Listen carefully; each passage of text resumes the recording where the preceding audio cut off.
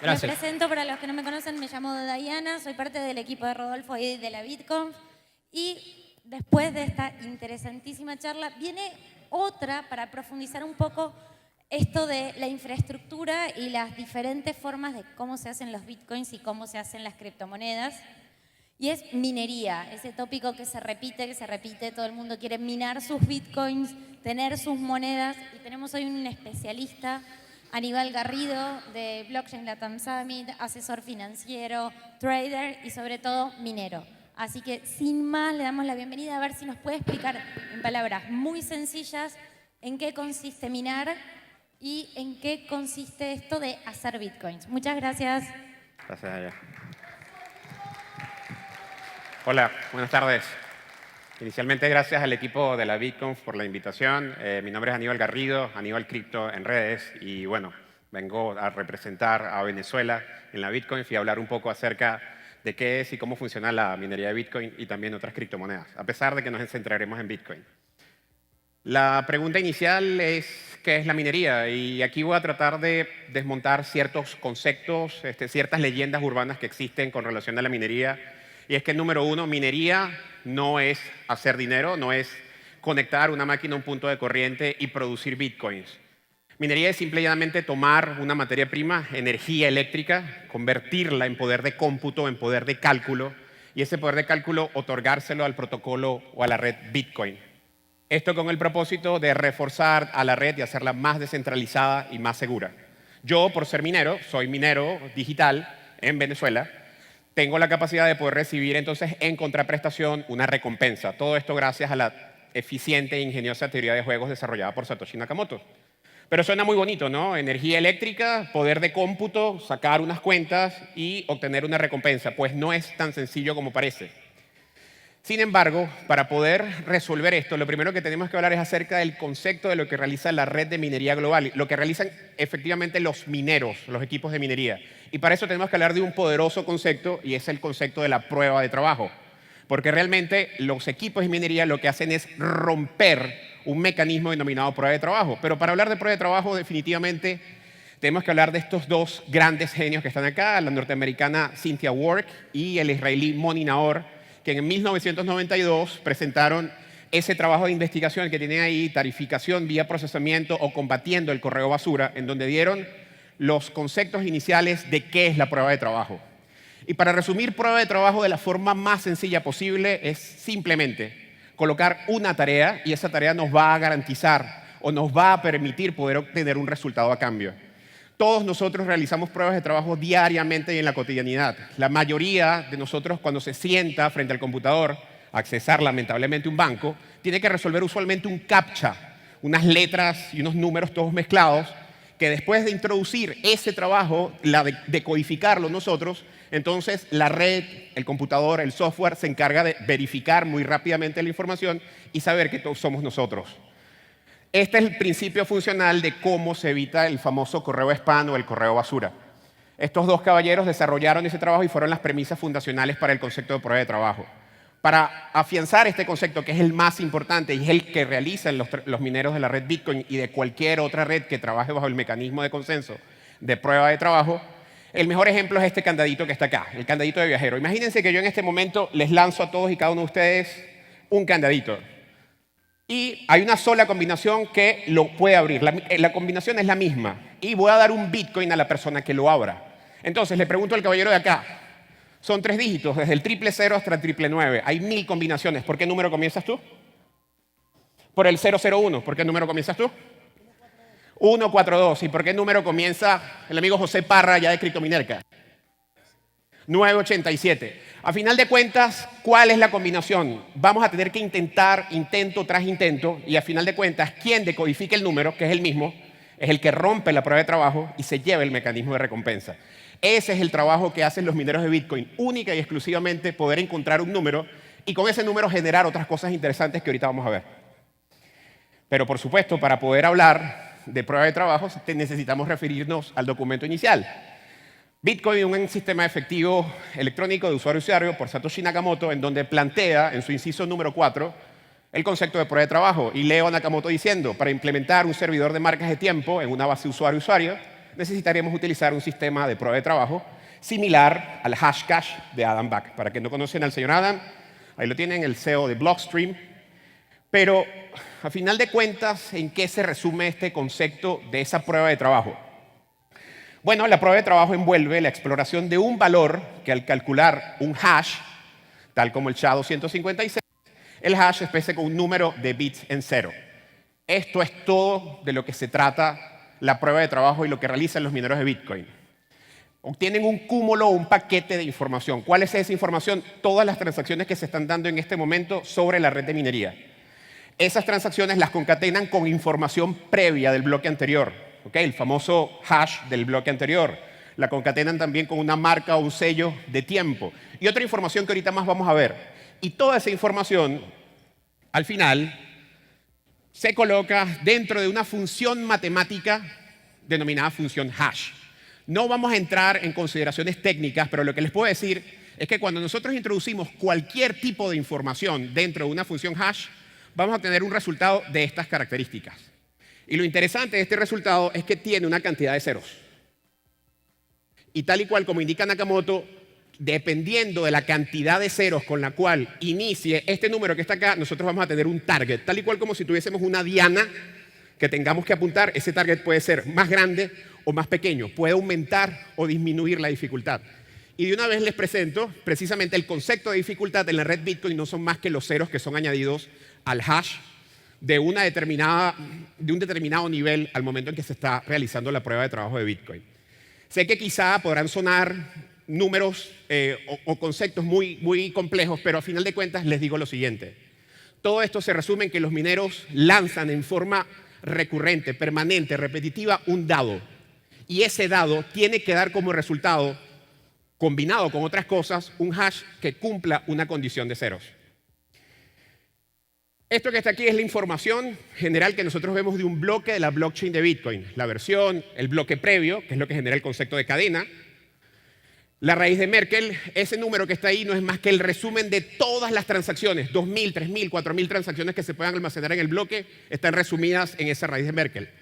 El sello de tiempo, pero realmente todo esto es hasheado, metido dentro de una función matemática y se convierte en esto, con una cantidad de ceros. Pero lo realmente interesante es que también se mete un número denominado nonce, o número utilizado una sola vez. Este número es el que tienen que lanzar, adivinar los mineros con ese dado imaginario infinito que les estoy diciendo. Tengo toda esta información que fija, es la misma. La versión, el bloque previo, la raíz de Merkle, el sellado de tiempo. Lo único que varía es el nonce. Lanzo el dado, 1. Lanzo el dado, 457. Lanzo el dado, 988. Lanzo el dado hasta que consigo el número. Les presento el bloque con la activación muy reciente del mecanismo del protocolo Taproot. Y en este bloque, el 709.632, podemos ver el nonce. ¿Sabían ustedes que el nonce, o el número que calcularon los mineros, fue 1.410.298.626? El minero que adivinó ese número, es un tema probabilístico, fue el que se llevó la prueba de trabajo. Para que tengan una idea, la dificultad de la red en este momento, o para este bloque en particular, es de 22 trillones de hashes. ¿Qué significa esto? Que la red Bitcoin necesita procesar por segundo 22 trillones de operaciones matemáticas con el propósito de poder encontrar este número. ¿Sencillo? Pues no. Y es precisamente cómo hacemos estas operaciones matemáticas. Pero importante, quiero de una vez también romper otra leyenda urbana. Los mineros no realizan complejas operaciones matemáticas. Los mineros realizan una sola operación matemática. Un número aleatorio y hashearlo con la información del bloque. Lo único es que lo hacen muchísima cantidad de veces en forma repetitiva. ¿Con qué lo hacen? Con circuitos integrados de aplicaciones específicas o los famosos ASIC, equipos como los que tienen ahí. Estos equipos solamente sirven para hashear el código de un determinado protocolo. Para el caso de Bitcoin, SHA-256. Pero también existen otros proyectos que no tienen los requerimientos de dificultad que tiene Bitcoin y trabajan con unidades gráficas de procesamiento. No vamos a hablar hoy de ellos, voy a tratar de enfocarme un poco más en el tema de la tecnología ASIC, inclusive cómo minar, que es lo que quiero que ustedes se lleven. Ahora bien, la pregunta ¿es sencillo? Levanten la mano los que creen que sea sencillo. Y yo soy minero. Van 2, van 3. Felicitaciones. Sí, sí es sencillo. Pero para eso hay que conocer un poquito. Y es lo que voy a tratar precisamente entonces de romper e ir más allá de la prueba de trabajo y entonces empezar a hablar de la minería digital. Y para esto entonces les voy a dar una receta de cocina que se pueden llevar el día de hoy y con eso entonces ya pueden empezar a minar. No, mentira. Tienen que estudiar bastante y sobre todo saber y tener en cuenta que cuando alguien le está ofreciendo proyectos de minería, sobre todo los proyectos de minería que están en la nube, salgan corriendo porque eso es estafa. La minería digital, la minería física es una actividad y es un proceso que es complejo y que requiere no solamente de inversión, sino también de conocimiento. Con relación al hardware, les presento, no se asusten, el equipo más reciente liberado por el fabricante Bitmain, el Antminer S19XP, fue tan solo lanzado esta semana, pero va a salir a la venta. Es el equipo con mayor capacidad de hashing, 140 terahash por segundo, sale el año que viene. Ya pueden realizar los pedidos, están entre 15 y 20 mil dólares, en fin, más los revendedores. Pero la idea es cuál de esos equipos escoger. Primero, para escoger un equipo tienen que saber qué algoritmo vamos a minar. Si es Bitcoin, es SHA-256 y adicionalmente a eso se pueden minar esas otras criptomonedas que no pienso mencionarlas. Pero también pueden minar el algoritmo Scrypt, con el cual pueden minar Litecoin o también la famosa y conocida Dogecoin. O también, si ustedes lo desean, pueden minar Dash con el algoritmo X11, pero a final de cuentas, ¿cuál algoritmo escoger? Va a depender de la rentabilidad y obviamente de la viabilidad del proyecto. ¿Qué mino yo? Bitcoin. Adicionalmente a eso, el fabricante. Es extremadamente importante saber escoger el fabricante idóneo que tenemos que ubicar dentro de los múltiples, y la mejor recomendación es que dependiendo de su país de origen, seleccionen a un fabricante que les pueda permitir, que les garantice repuestos y refacciones, de manera tal de que cuando compren los equipos tengan la capacidad automática de hacer un pedido dentro de su nación y reemplazarlos. Y en el caso de que los compren afuera, cerciórense siempre de colocar dentro de la partida de inversión una fracción que esté relacionada con refacciones y repuestos. Muchísimos son los fabricantes, queda a criterio de cada uno de ellos. Importante el tema de refacciones y también inclusive servicio técnico si no cuentan con servicio técnico. Toda granja de minería debe contar con servicio técnico, pero si ustedes son pequeños mineros y quieren iniciar en casa, en un local comercial, etcétera, etcétera, deben saber de que al menos deben contar con servicio técnico, porque un equipo parado es un equipo que no mina y es un equipo que no produce. Y el elemento más importante es nuestra materia prima, consumo de energía y el tema de la capacidad de minado. Son dos elementos que son directamente proporcionales. Es decir, qué tanto watts consumo a nivel de potencia, ¿okay? Cuál es la cantidad de amperios que se consume el equipo y adicionalmente a eso, qué tanto mina. ¿Okay? Para esto les puedo mostrar aquí unas gráficas en donde la línea de arriba, la curva de línea, representa el equipo Antminer S9 Pro, es el que más capacidad actual dentro del mercado para el caso de la marca Bitmain tiene. Y efectivamente podría ser el más eficiente a nivel de términos de BTC ganados por cada megavatio hora de energía consumida. Pero lo que sí es cierto es que, como acabo de mencionar, un equipo S19 puede estar costando entre 10, 12 y 15 mil dólares. Y tenemos por otro lado la curva más baja, el equipo S9, que es el famoso caballito de batalla. Lo utilizamos mucho en Venezuela, que tiene una baja capacidad de minado, pero para poder adquirirlo resulta muchísimo más sencillo. Entonces aquí entran unas condiciones que no voy a profundizar, que tienen que ver con minería y eficiencia energética y eficiencia financiera de la inversión inicial. Son elementos que también tienen que ser considerados para poder seleccionar los equipos. Energía eléctrica, lo acabamos de mencionar, y para esto, ¿dónde vamos a minar? Bueno, yo tengo el privilegio de minar en Venezuela, en donde el costo de la energía eléctrica es el costo más bajo de la energía eléctrica del continente. Pero si nosotros estamos en otra localidad, ¿qué nos sale más rentable? Minar en nuestro país de origen o contratar un servicio de hospedaje o de hosting donde nosotros enviemos nuestras máquinas y minemos allá. Son consideraciones muy importantes que tienen que considerar. Adicionalmente a eso, para los que tengan una granja, tienen que pensar incluso en la inversión que tienen que hacer en una subestación eléctrica. No es que nos vamos a conectar directamente del poste y de la red de alta tensión, no. La energía eléctrica tiene que ser canalizada y conducida hasta tableros o subtableros dependiendo de las dimensiones de la granja. Esas son consideraciones que tienes que tomar. Esto es para el gran minero. Pero un pequeño minero de igual forma debe tener un tablero eléctrico, y sea grande o sea pequeño, ese tablero eléctrico tiene material conductor, tiene elementos de control, potencia, como pueden ser breakers, contactores, relés, o inclusive si quieren hacer un sistema inteligente pueden colocar controladores lógicos programables o PLCs. Y una cosa muy importante que no puedo dejar de mencionar, y precisamente la coloco allá, son los sistemas de aterramiento para la conducción de las corrientes muertas, para evitar que los equipos tengan fallas originadas precisamente por este concepto. Conexión de datos. Voy a romper otra leyenda urbana.